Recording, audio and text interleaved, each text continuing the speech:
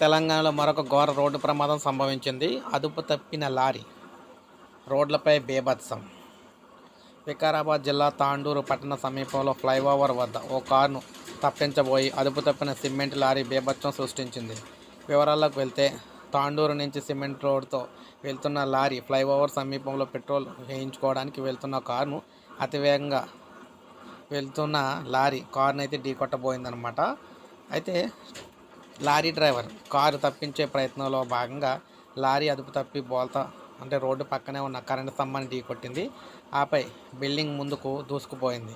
ఈ ప్రమాదంలో కారు డ్రైవర్కు స్వల్ప గాయాలయ్యాయి. అతన్ని తాండూరులోని జిల్లా ఆసుపత్రికి తరలించి చికిత్స అందిస్తున్నారు.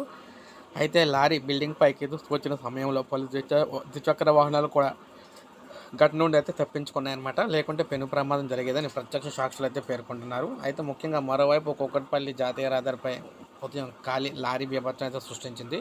ట్రక్కును ఓవర్టేక్ చేయబోయే క్రమంలో అదుపు తప్పిన లారీ పక్కనే ఉన్న వాహనాలపైకి దూసుకెళ్లింది. ఈ క్రమంలో పక్కనే వస్తున్న కారును లారీ ఒక్కసారిగా ఢీకొట్టింది. దీంతో కారు వెనుక భాగం నుజ్జు అయింది. మద్యం మత్తులో లారీ డ్రైవర్ డ్రైవ్ చేస్తున్నట్లు సమాచారం. దీంతో జాతీయ రహదారిపై భారీ ట్రాఫిక్ కూడా జామ్ అయింది.